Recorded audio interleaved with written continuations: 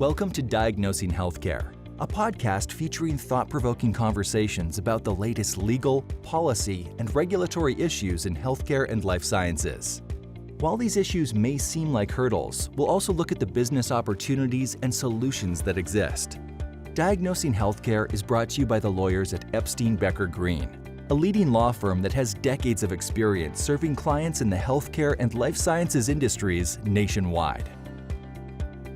Today on Diagnosing Healthcare, we will discuss telehealth-related topics of interest for healthcare industry stakeholders in a post-public health emergency landscape. Hello and welcome. I'm your host, Avery Schumacher. I'm an attorney in Epstein Becker Green's healthcare and life sciences practice based out of our Columbus office. When the COVID-19 public health emergency, or PHE, began in 2020, it triggered a series of changes for healthcare providers and patients alike, with respect to the availability and accessibility of telehealth services as a modality of providing care. While telehealth was certainly present before the PHE prompted a rapid uptick in telehealth service offerings, catalyzed by state and federal regulatory flexibilities and unprecedented reimbursement support for virtual care. The official expiration of the federal PHE in May of 2023 marked a significant turning point for telehealth stakeholders. The telehealth industry scrambled to understand what the post-PHE regulatory environment would look like, and in turn, looked to regulators for guidance and support. At the federal level, many telehealth-related flexibilities have been extended through December 31st, 2024, including a continued extension of the Drug Enforcement Administration's waiver of in-person visit requirements for the remote prescribing of controlled substances. At the state level, there are wide variations in approach. In 2023, many states have continued to push the boundaries of existing telehealth policies, yet no two states are exactly alike in the approach to defining and regulating telehealth. Rather, individual states continue to take their own unique approaches to creating and refining the legal and regulatory framework through which professionals are expected to operate. What trends emerged in 2023 across the states? EBG has been following state developments closely through our own 50-state survey, the Telemental Health Laws app, which is a free comprehensive survey of state telehealth laws, regulations, and policies for mental and behavioral health practitioners and stakeholders across all 50 states, the District of Columbia, and Puerto Rico.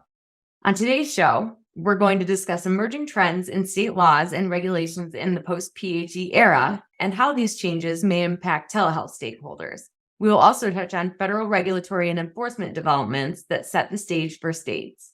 If you like what you hear today, please subscribe to the show. Diagnosing Healthcare is available wherever you get your podcasts. Joining our discussion today are my colleagues and co-authors of the Telemental Health Laws app. Amy Lerman is a member of the firm at EBG in our Washington, D.C. office. She advises telehealth clients on trends and the development of regulatory strategies for growing and expanding telehealth businesses. Amy also advises clients on a wide range of matters involving government investigations, audits, and related claims of fraud, false claims, and other non-compliant behaviors. Welcome, Amy, and thank you so much for joining us. Hi, Avery. Thank you so much. I'm glad to be here. Also joining us today is Audrey Davis, an associate also based out of EBG's DC office. Audrey focuses her practice on telehealth and telemedicine, including compliance, privacy, cybersecurity, and litigation. Hi, Audrey. Thank you for joining us. Hi, Avery. Happy to be here. This is one of my favorite topics to talk about. And along with Amy and Audrey, I am also a co-author of the Telemental Health Laws app, which makes hosting this episode extra exciting for me. Before diving into emerging state law trends, I think it would be helpful to touch on a couple notable federal developments in the telehealth space, specifically related to DEA prescribing rules and then Medicare reimbursement. In October, the DEA announced it was extending the full set of telemedicine prescribing flexibilities adopted during the PHE through December 31st of 2024. Amy, I'm going to ask you first, what telemedicine flexibilities are being extended and what does this mean for prescribers? Great question, because it's a very hot topic for many who are engaged in telehealth businesses. So just to go back a little bit over the history, in March of 2023, DEA published not one, but two notices of proposed rulemaking related to the prescribing of controlled substances via telemedicine. So to give a little bit of perspective, at the beginning of the public health emergency, DEA had put a waiver into place under its emergency authority to do so, allowing for remote prescribing of controlled substances via telehealth. That was in March of 2020. And as you noted, the PHE, when it ended in May, as we approached that date in May, prescribers were wondering, what would the DEA do? And not surprisingly, DEA received more than 38,000 comments in response to these notices. And a significant majority of the comments submitted expressed concerns that the proposed rules were going to be more restrictive than necessary if they were finalized. And so DEA did take a step back, and in response, really to further evaluate the best course of permanent action, in May 2023, I think nearly coinciding with the specific end date of the PHE, DEA issued a temporary rule, we'll call it the first temporary rule, and it extended, as you mentioned, the full set of telemedicine flexibilities that had been adopted during the public health emergency related to remote prescribing of controlled substances. It extended them through November 11th of 2023 was the original date, and it did provide a one-year grace period through November of 2024 to any practitioner-patient relationships that had been established via telemedicine on or before November 11th of 2023. Then, in September of 2023, DEA, likely because they got 38,000 comments, hosted 2 public listening sessions in an effort to collect additional input regarding the practice of telemedicine and specifically, again, this issue of remote prescribing of controlled substances, and really to drill down on the questions that surround conducting an in-person evaluation of patients before prescribing. That is a requirement that's in the Federal Controlled Substances Act by way of the Ryan-Haight Act. And that was really, I think, a big sticking point that came through in a lot of the comments that were submitted. So they did these listening sessions, and listen they did for 2 days. And most recently, last month, DEA issued a second temporary rule, again, extending those flexibilities to the end date that you had mentioned, December 31st, 2024. And what it means right now is that DEA registered practitioners can continue prescribing controlled substances, schedules 2 through 5, without having previously examined a patient in person. Obviously, the prescription has to have been issued for a legitimate medical purpose. The practitioner has to be acting in the usual course of his or her professional practice, and it has to be issued pursuant to a communication between the practitioner and the patient using interactive audiovisual technology. And it has to comply, lastly, with other requirements that are included in applicable federal and state laws and DEA regulations and guidance. But what does this really mean for prescribers? They get to continue with the flexibilities that they've come to know and to appreciate being able to use during the public health emergency. They're going to be continuing a little bit longer, likely as DEA continues to look at those comments and figure out what the most reasonable strategy will be in order to balance practitioner ability to prescribe via telehealth, but to ensure, and this is important, that allowing providers to do this is the DEA's concern, they can do it, but have appropriate controls to do so that it's, safe and effective for patients. Thanks, Amy. I know that prescribers around the country were breathing a sigh of relief when the DEA announced the waiver, the extension of the waiver through next year. So now we have the DEA saying that practitioners can prescribe without an in-person visit, of course, where the other requirements that you mentioned are met. How does the DEA's extension of this waiver affect the state level prescribing requirements? And while you touch on that, what trends are we seeing in the states related to remote prescribing practices? It's important to remember, the DEA, as I mentioned, is focused on controlled substances. States have been moving all along, even before the public health emergency, toward allowing licensed physicians, as well as other professionals for whom prescribing is within their scope of practice, to prescribe non-controlled substances via telehealth. It was an area pre-public health emergency where I think we did see a bit of a lag compared to how states were regulating other aspects of telemedicine practice. But over time, states have adjusted this guidance to permit professionals, again, as long as it's within their scope of practice, to prescribe remotely without requiring that a provider conduct a prior in-person examination and allowing instead for that examination to occur via telehealth. So I think we were seeing that even before the public health emergency with respect to the non-controlled substances. On the controlled substance side, pre-PHE, during the PHE, and I think even post-PHE, we do see, a bit of deference on states' parts to what DEA is doing and the federal standard that's in place, which obviously right now is a bit in flux. But it's also important to note that although the in-person examination requirements that are imposed by states have become more flexible and certainly way more accepting of telehealth than we saw even 5 years ago, states have maintained expectations that these encounters meet the standard of care that is set by states and the respective professional boards in states, because the state boards are really,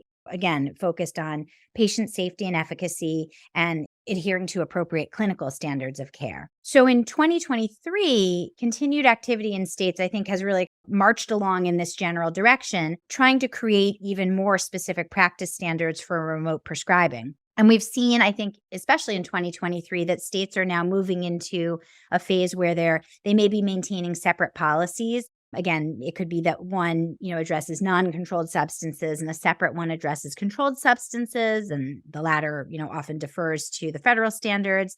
But another trend we're also seeing is even within those buckets that states are maybe creating separate policies that are specific to certain types of treatment, a notable one being substance use disorders. So I think we're seeing that states are getting a little more granular in how they're setting policy, all the while still, I think, watching what the feds are doing with respect to DEA and setting policy at the federal level. Thanks, Amy. A lot of really helpful information there. Audrey, did you hear anything that you wanted to chime in on there? I think Amy did a really good job of sort of setting the stage. I'll just add that in terms of state remote prescribing trends, I think we see this addressed most often in the context of establishing requirements around the provider-patient relationship. So in other words, before a provider can remotely prescribe, they have to have the established proper provider-patient relationship with the patient. We are seeing more states and licensing boards laying out what's required of that relationship before a prescription can be issued remotely. Thanks, Audrey. Circling back to the federal level and in regard to Medicare reimbursement, the Consolidated Appropriations Act of 2023 ensured an extension of many federal flexibilities also until December 31st, 2024, which has provided certain assurances with respect to coverage parameters for providing telehealth services to Medicare beneficiaries through next year. This means Medicare beneficiaries can continue receiving reimbursable services from their home or other sites, regardless of geographic location, and such services can be provided by an expanded list of practitioners, with some even being reimbursable when offered audio only. The Act also continues to delay the initial and periodic in-person visit requirements for mental health services. With that background on what is going on federally, let's turn to the states. What are we seeing at the state level in regards to Medicaid reimbursement for telehealth services? Over the past 2 or 3 years, we've continued to see state Medicaid programs expanding their coverage and reimbursement of telehealth services. Changes we've seen include expanding coverage to include more types of services, as well as adding to the list of clinicians who may provide the services. Another change we're continuing to see is state Medicaid programs amending their policies to reimburse for audio-only telehealth services. And this really gained steam during the COVID-19 pandemic. As of last month, I think we were up to 43 states and DC, which now have some Medicaid reimbursement for audio-only telehealth. This being said, though, some states' reimbursement of audio-only is limited to certain conditions or services. Using Nevada as an example and specific to behavioral health, audio-only telehealth is reimbursable only for crisis intervention and targeted case management services. For other behavioral health services to be reimbursed by Nevada Medicaid, you would need to use audio-visual modalities.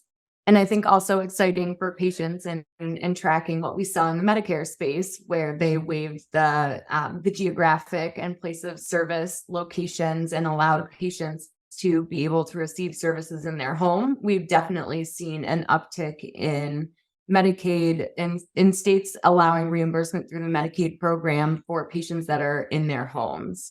That's a good point. Yeah, and that's one of the very few things that's positive to come out of the pandemic.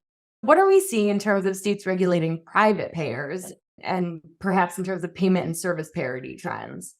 State private payer parity laws address reimbursement of telehealth services by private insurers. And as a little bit of background, these private parity laws typically fall into one of two categories. The first category is referred to as service parity laws. And these laws require the same services be covered via telehealth as they would be covered if delivered in person. The other category of parity law is payment parity. Payment parity laws require the insurer to pay the same amount for a telehealth service as that payer would pay if the service was provided in person. And I think the magic number seems to be 43 today, but 43 states and DC have some form of private payer parity law that address telehealth reimbursement. Most of these laws are service parity laws. And this year, we really didn't see much movement in this space. No. I think a few states modified their existing parity laws to try to clarify where they stand with respect to whether audio only services are covered. But I was actually surprised, not a ton of movement this year. No, I would agree with that. And the other thing that I just wanted to make sure we mentioned on the topic of these parity laws is many of them have been around for quite some time, if I'm not mistaken. A lot of them even predate the COVID-19 pandemic. And what I think is also lacking is a sense of data on how these laws are being used, whether payers doing business in various states, and they would apply to payers of both big and small size. How are they following them and, ensuring compliance with them? Because I feel like anecdotally, we know the laws exist, but I don't know what impact, if any, they're having on the actual coverage of these services for beneficiaries, across the states and across the multitude of payers that do business in them. Yeah, I also think that's a really good point, Amy. I know from working a little bit in the mental health parity space, it can be really hard to try to prove that there actually is parity, and would be interesting to see how going forward, if this is enforced, how the payers and providers are actually tracking these parity requirements and being able to prove compliance. Indeed. Whenever we talk about reimbursement and money changing hands, the topic of fraud and abuse is inevitably implicated. As was the case throughout 2022, efforts have continued in 2023 by the U.S. Department of Justice and the U.S. Department of Health and Human Services Office of Inspector General to identify and prosecute telefraud schemes. What does the telehealth industry see in 2023 in terms of government focus on telefraud and enforcement? It's fair to say that enforcement in the telehealth industry remains alive and well. We are continuing to see, most recently back in June of this year, more takedowns by the DOJ and HHS OIG to result in criminal charges against defendants for alleged participation in various types of healthcare fraud and abuse schemes. The takedown in June of 2023 was charges against 78 defendants, an alleged $2.5 billion in fraud. But notably, when we think about telefraud, charges against 11 of the defendants were filed in connection with the submission of more than $2 billion in fraudulent claims resulting from telemedicine-related schemes. Still seeing significant uptick in areas related to certainly prescribing, and I think on the claims level, payment and documentation, things related to that. But there is data upon data being generated by the numbers of claims being submitted. And I think that the various agencies are watching, and they're not being afraid to take action. If I could for a moment, before maybe turning it over to you, Avery and Audrey, for your thoughts, OIG, last year in 2022, they released a lot of guidance related to telefraud. There was a special fraud alert. There were some reports that OIG released. The agency was very active in this area. We didn't really see in 2023 any new substantive guidance, but undoubtedly OIG is still very much focused on telehealth. And as of this month, the OIG work plan, which constantly is getting updated, includes a number of items: ongoing work on audits related to the use of telehealth for the provision of opioid use disorder treatment services, as well as the provision of home health services. And per my earlier point, an examination of claims and other data related to the general use of telehealth services by Part B beneficiaries, as well as telehealth-related expansion efforts by state Medicaid programs. A lot of activity focused on how all of this panned out during the the PHE time period, but certainly OIG continues to make this an enforcement priority. For now, perhaps just trying to gather enough data and to look into some of these issues with a little more specificity. Thanks, Amy. Ongoing enforcement actions and program integrity activities at the federal level illustrate that providers of telehealth services must remain vigilant about tracking and ensuring compliance with the applicable legal requirements related to providing telehealth services from both a policy and operational perspective. The priorities of DOJ and OIG also should motivate telehealth providers to continue prioritizing the development and integration of robust operational compliance infrastructures. Providers should expect to see continued efforts at both the federal and state level with respect to enforcement and likely coordination between federal and state regulators on these issues. Let's change gears a bit now and turn to the final main category of telehealth policy we are going to cover in this podcast: professional licensure. Licensure of healthcare providers and professionals is primarily regulated at the state level by state departments of health and professional licensing boards. Did you guys see any telehealth trends related to professional licensure? Yes. So licensure remains one of the biggest obstacles providers face in terms of the broader adoption of telehealth. Basically, every state requires clinicians to be licensed in order to provide services in the state. And there are some exceptions, but generally, if you want to practice in multiple states, it can be really time-consuming and expensive to go through each state's licensure process. So we've seen in recent years, and this year is no exception, that states are continuing to enact interstate compact legislation. These compacts are one type of solution states use to address the issue of cross-state practice. Compacts allow specific types of providers to practice in other compact states as long as they are licensed and in good standing in their home state. The compacts for physicians, nurses, and psychologists are probably the most well-established at this point, and the majority of states have already enacted those compacts. A new compact was finalized this year, and that was the Social Work Licensure Compact. And by finalized, I mean that the compact completed the drafting process of the compact legislation, but so far only one state has adopted the Social Work Compact. 7 states have to enact the compact legislation before it becomes active. So that's one thing we'll keep an eye on going into 2024. The one compact that surprisingly has had no movement is the Advanced Practice Registered Nurse Compact, or the Nurse Practitioner Compact. Still, only 3 states have enacted this compact legislation, and the compact can't take effect until 7 states have enacted. I'm very curious as to what the holdup could be with that compact. I'm interested to see if it maybe has something to do with the broad and varying scope of practice nurse practitioners have in terms of independent versus collaborative practice, or if it has something to do with the interaction between the Nurse Practitioner Compact and the Nurse Licensure Compact. That's just something that I've been thinking about. But moving away from compacts, I mentioned earlier that licensing boards often allow for some exceptions to the general licensure requirement. This year, we did see that some states have added exceptions that can apply to telehealth services. And let me know if y'all disagree, but generally, it seems to me that the new exceptions we've been seeing are typically for short-term or infrequent services. So if a clinician wanted to provide telehealth services to residents of a state on a consistent basis, these exemptions wouldn't really help that provider. Would you agree?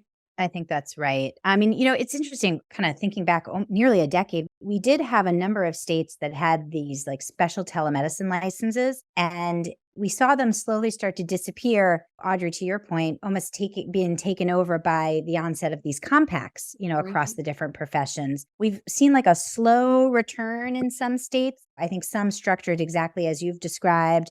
In other states, perhaps just assuming the professional is going to adhere to certain standards, perhaps giving them a little more flexibility and not making it so short-term, temporary, limited in nature. But I've been curious about that, almost wondering are any states resistant to compacts, and so are they trying to come back that way instead? It's still such an interesting issue, and I feel like one of the most common questions I get asked is, are they going to come out with some sort of national license that just allows, fill in name of professional, physicians, nurses, whoever, to just have one license? And it's a great question, but states continue to regulate in such a way that I have to keep saying no every time I get asked. Wouldn't that be nice? Yeah. And I think another interesting trend that we've seen develop, certainly in 2023 and before, Audrey, I know you mentioned the exceptions that allow infrequent practice over state lines, but another one is practice that is for continuity of care. So if the patient was seen in the state where the physician is licensed and then they go to another state, the physician being allowed to practice over state lines to provide continuity of care to a patient that was seen in the state where they were licensed. So that would be an individual state law that would allow physicians who had seen a patient before in a state where they are licensed to practice in their state without being licensed in their state, if doing so is for continuity of care. That's a big one, especially when you think about not just the mobility of people generally in society, but we have people, traveling between, universities and colleges. There is so much movement of people around the country. And when you think, especially in an area like behavioral health, where continuity of care is essential to that care experience, Avery, I think you're right. It's an interesting trend and hopefully one that we will see further itself along as time goes. Okay, as we start to wrap things up, are there any general trends that you've noticed over the past year that we haven't covered that listeners should be aware of? Avery, you had mentioned a little earlier the responsibility that telemedicine providers should continue to have as far as developing and integrating robust operational compliance programs. It's not a state-specific trend necessarily, but I think it plays to a lot of the feeling that companies in this space have. So many rules, so many states, everyone does something a little bit differently. How do I comply with all of them? I think that a general trend that we see, not among the states, but among the companies we work with, is that there is more of an appetite for integrating compliance into ongoing operations, whether they're bridging over into the world of insurance, public or private, they're contemplating expansion plans or investment. Certainly, it is a much easier discussion today than it used to be to engage clients about why implementing compliance programs are a good investment in their business. And certainly when we think about enforcement, which we spent some time talking about, ensuring that there's some degree of comfort as the industry continues to be an enforcement target, having a compliance infrastructure in place certainly protects these companies better. It's not a guarantee, but it protects them a little bit better from what may come as far as enforcement trends. That's something that I continue to think about. And I think it dovetails into what are all the states doing? Because I think a compliance program, compliance infrastructure helps a company like this in this space keep up with all those changing state trends. Yeah, and if I could just add, I think one interesting thing I've seen over the past couple of years is related to terminology. When we use the word telemedicine, many people would assume this word relates to the practice of medicine. And many states' telehealth laws and regulations initially used the word telemedicine, though they intended for the law or regulation to apply more broadly to other types of professionals in addition to physicians. So for the past couple of years, I've noticed states are amending their laws or modifying their regulations to replace telemedicine with telehealth, which is arguably a more inclusive term. Great point. In general, what updates do you think industry stakeholders should pay the most attention to for 2024?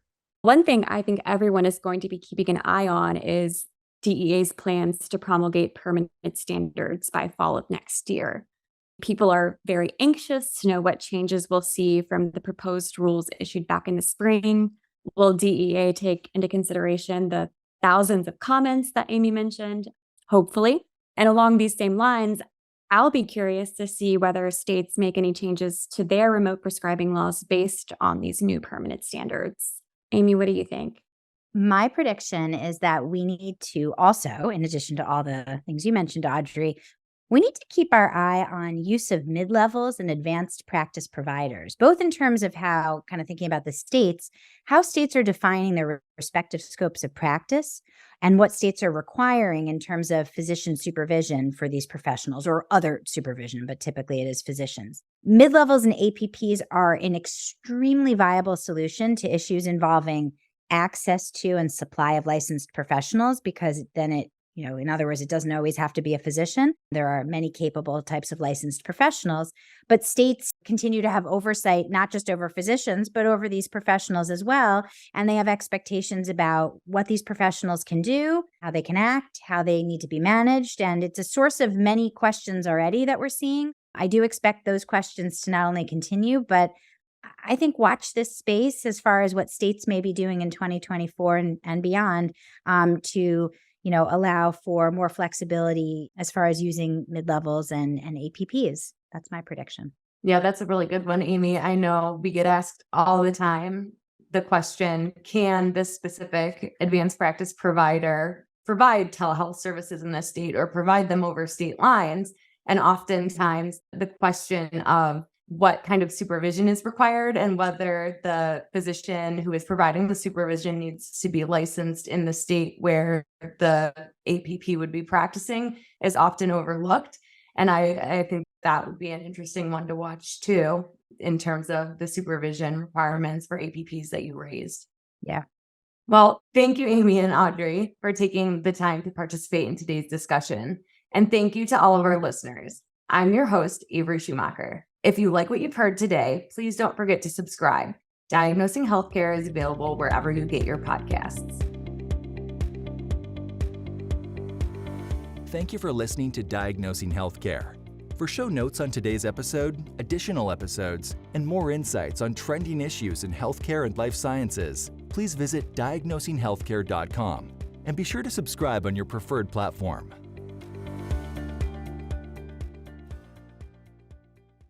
This podcast is presented by Epstein Becker Green, PC. All rights are reserved.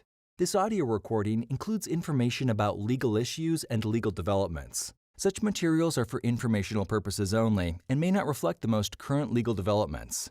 These informational materials are not intended and should not be taken as legal advice on any particular set of facts or circumstances, and these materials are not a substitute for the advice of competent counsel.